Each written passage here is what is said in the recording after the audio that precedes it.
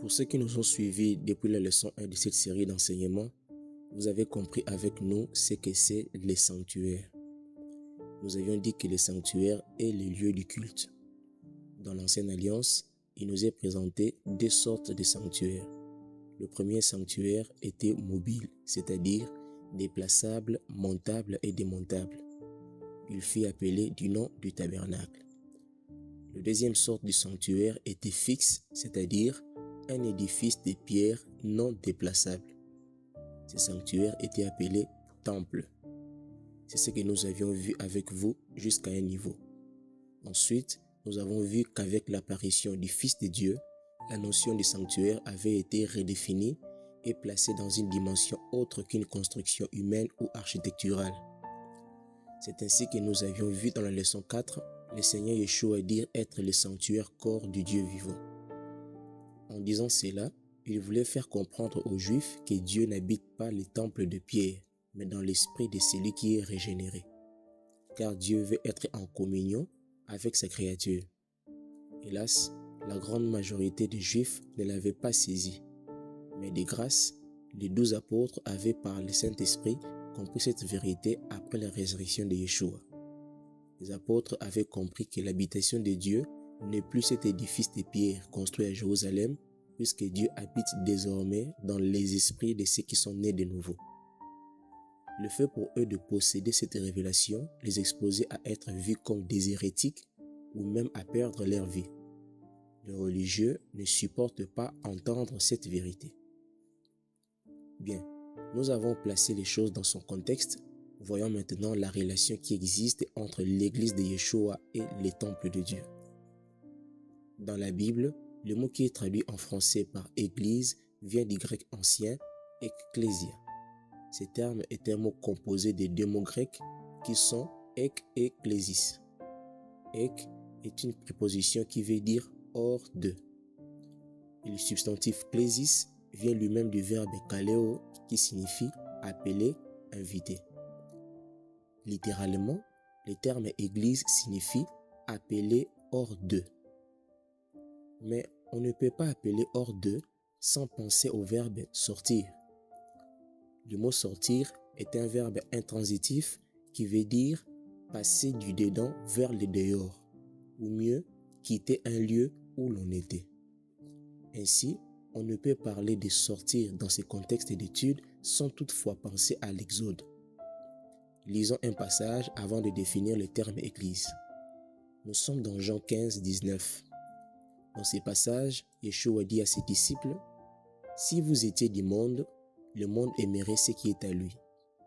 Mais parce que vous n'êtes pas du monde et que je vous ai choisi du milieu du monde, à cause de cela, le monde vous hait. » Parole du Seigneur.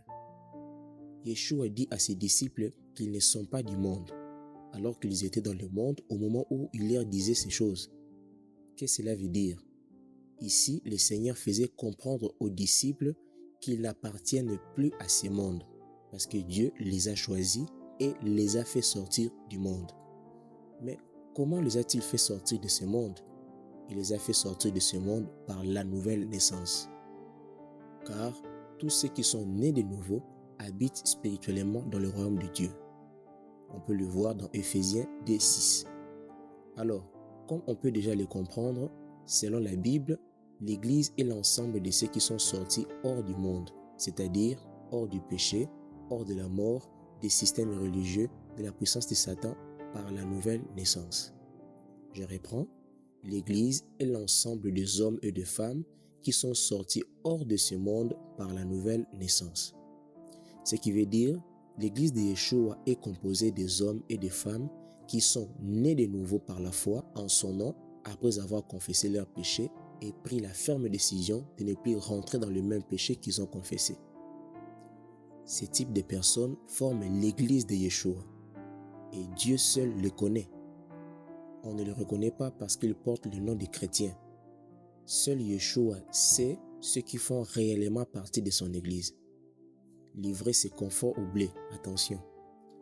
Donc, nous avons compris que l'Église est un corps spirituel, un ensemble d'élus issus de toutes les nations, de toutes les tribus, de toutes les langues, selon qu'il est écrit dans Apocalypse 5, 9 à 10, tu es digne de prendre les livres et d'en ouvrir les sceaux.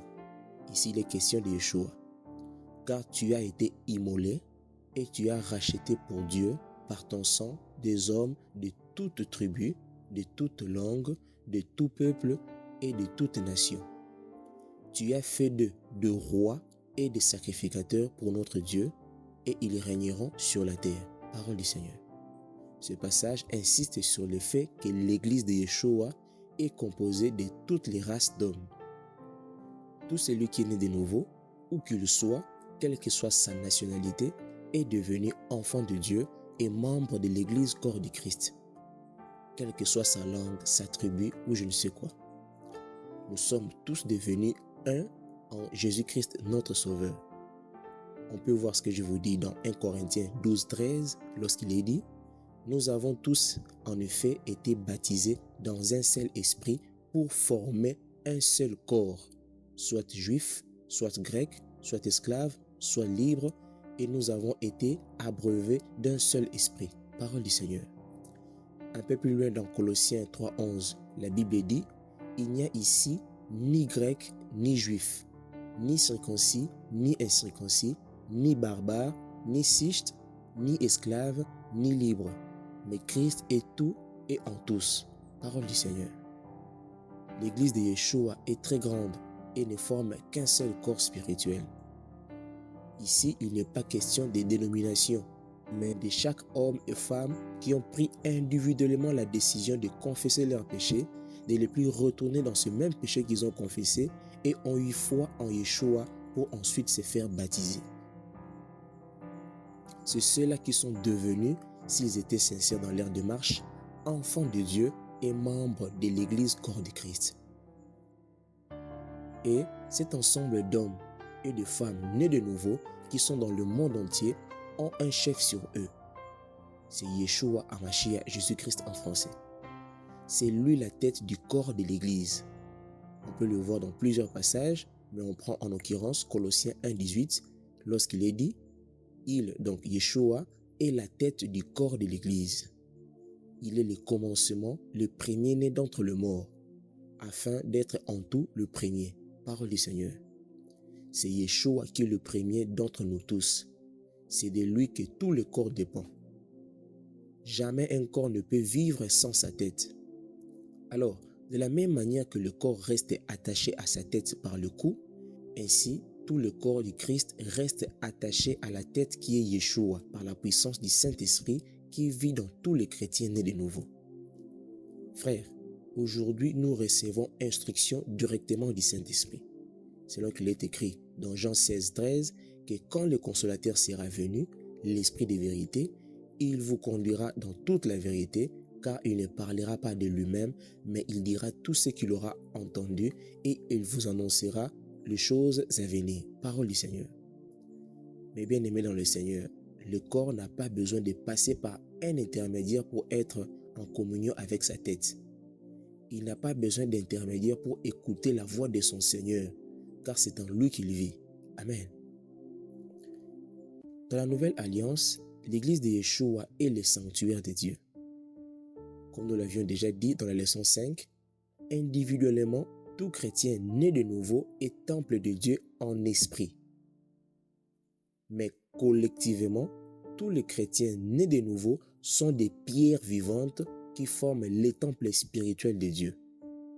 Ce temple spirituel est, comme nous l'avons déjà dit, le corps du Christ. Et le corps du Christ est spirituel. Tout chrétien né de nouveau, quelle que soit leur origine, leur race, leur morphologie, leur langue, sont des pierres vivantes qui forment les temples de Dieu, autrement dit, la maison de Dieu, les sanctuaires de Dieu, l'église du Seigneur Jésus-Christ. Gloire à Dieu. On peut voir ce que je vous dis dans Hébreux 3.6 lorsqu'il est dit « Mais Christ l'est comme fils sur sa maison. Et sa maison, c'est nous, pourvu que nous retenions jusqu'à la fin la ferme confiance et l'espérance dont nous nous glorifions. » Parole du Seigneur. La Bible dit qu'aujourd'hui, dans la nouvelle alliance, c'est nous les chrétiens nés de nouveau qui sommes la maison de Dieu, les temples de Dieu. C'est clair. Et un peu plus loin dans 1 Pierre 2, 4 à 5, lorsqu'il est dit « Approchez-vous de lui, donc de Yeshua, de Jésus, pierre vivante, rejetée par les hommes, mais choisie et précieuse devant Dieu. Et vous-même, donc chrétiens, nés de nouveau, comme de pierres vivantes, vous êtes édifiés en maison spirituelle, un saint sacerdoce afin d'offrir des victimes spirituelles agréables à Dieu par Jésus-Christ. Parole du Seigneur. Plus loin encore dans 1 Timothée 3,15, lorsqu'il est dit « Mais afin que tu saches, si je tarde, comment il faut se conduire dans la maison de Dieu, qui est l'église du Dieu vivant, la colonne et l'appui de la vérité. » Parole du Seigneur. Mes frères et sœurs, l'église du Seigneur est le sanctuaire de Dieu, la maison de Dieu, le temple du Dieu vivant, le corps du Christ. L'église de Yeshua n'a rien à voir avec un bâtiment ou une dénomination quelconque. La forme dénominationnelle actuelle de l'église émane du christianisme romain. Rien à voir avec la vérité biblique, la vérité de Dieu. Je tiens ici par la même occasion à signaler qu'il ne faut pas confondre l'église de Dieu, dont l'étymologie grecque est ecclésia, et le mot assemblée, dont l'étymologie grecque peut être synago, synagogue ou épisynagogue. Ces termes peuvent faire référence à l'assemblée, à une synagogue juive ou à un quelconque lieu de rassemblement. Quoique ces mots se rapprochent, mais ils ne veulent pas dire la même chose. Le fait de ne pas saisir le sens de ces termes a conduit plusieurs personnes à croire que l'Église est un bâtiment dénominationnel, ce qui est une grave erreur. Nous reviendrons sur ça dans la leçon 7a. Alors, puisque nous avons compris que l'Église de Yeshua est le sanctuaire de Dieu, la maison de Dieu, voyons rapidement l'organisation de ces sanctuaires spirituels. Comme étudié dans les leçons précédentes, dans l'Ancienne Alliance, les sanctuaires étaient dirigés par un souverain sacrificateur, autrement appelé grand prêtre. Dans la Nouvelle Alliance, le grand prêtre dans les sanctuaires spirituels que nous sommes, c'est Yeshua lui-même. Yeshua est dans la Nouvelle Alliance le souverain sacrificateur. Retenez-le, ne l'oubliez pas. On peut voir ce que je vous dis dans Hébreux 4,14 lorsqu'il est dit « Ainsi, puisque nous avons un grand souverain sacrificateur qui a traversé les cieux, Jésus, le Fils de Dieu, demeurons fermes dans la foi que nous professons. » Parole du Seigneur. C'est clair. Ne soyons plus dupés par de faux enseignements. Alors, puisqu'il y avait aussi dans l'Ancienne Alliance, à part le souverain sacrificateur, d'autres sacrificateurs qui étaient le fils biologique d'Aaron et dont le rôle était de seconder et d'assister les grands prêtres, dans la Nouvelle Alliance, il y a aussi des sacrificateurs. Ces sacrificateurs sont tous les chrétiens nés de nouveau. En Christ, toute personne née de nouveau est automatiquement sacrificateur à l'instar des fils d'Aaron. On peut voir ce que je vous dis dans Apocalypse 5,10 lorsqu'il est dit « Et tu as fait d'eux de rois et des sacrificateurs pour notre Dieu, et ils régneront sur la terre. » Parole du Seigneur. La même idée est encore reprise dans 1 Pierre 2,5. Et même plus loin au verset 10, lorsqu'il est dit « Vous au contraire, vous êtes une race élue, un sacerdoce royal, une nation sainte, un peuple acquis, afin que vous annonciez les vertus de celui qui vous a appelé des ténèbres à son admirable lumière. » Parole du Seigneur. Les textes sont clairs. Ainsi, de la même manière que les fils d'Aaron devenaient sacrificateurs ou prêtres par le simple fait qu'ils étaient nés fils biologiques d'Aaron, de la même manière aussi, tous les chrétiens nés de nouveau deviennent sacrificateurs ou prêtres par leur naissance spirituelle. Selon qu'il est écrit, « Mais à tous ceux qui l'ont reçu, à ceux qui croient à son nom, la parole leur a donné le pouvoir de devenir enfants de Dieu, lesquels sont nés non du sang, comme les fils biologiques d'Aaron, ni de la volonté de la chair, ni de la volonté de l'homme, mais de Dieu. » Parole du Seigneur. C'est clair, frère. Aujourd'hui, Yeshua étant notre Père et souverain sacrificateur à la manière de Melchizedek, nous a engendrés en Dieu pour que nous soyons ses enfants et des sacrificateurs par la volonté de Dieu. Gloire au Seigneur. Nous avons compris qu'aujourd'hui, le sanctuaire de Dieu ne fait plus référence à un édifice fait de briques, mais à un édifice spirituel fait de pierres vivantes, qui sont les chrétiens nés de nouveau. Gloire à Dieu.